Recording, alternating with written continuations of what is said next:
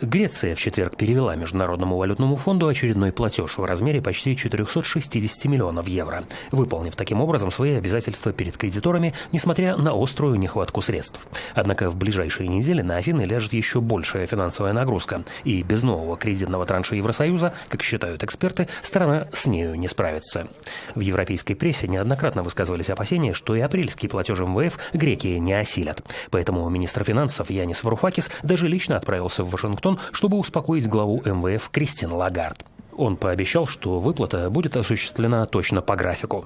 Теперь Греция рассчитывает на успешное завершение переговоров с Еврогруппой. Мы ожидаем завершения переговоров и рассчитываем, что по их окончании не будем иметь таких проблем с ликвидностью, с которыми сталкиваемся сейчас, сказал заместитель министра финансов Греции Димитрис Мардас.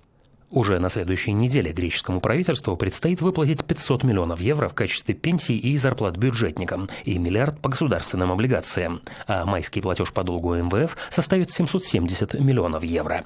Афины надеются, что 24 апреля на заседании Еврогруппы будет принято решение о разблокировании последнего транша из кредитной программы Евросоюза в размере 7 миллиардов 200 миллионов евро. На прошлой неделе Греция представила кредиторам новый пакет реформ, который она обязуется провести в обмен на финансовую помощь. Но пока эти меры не получили одобрения Брюсселя.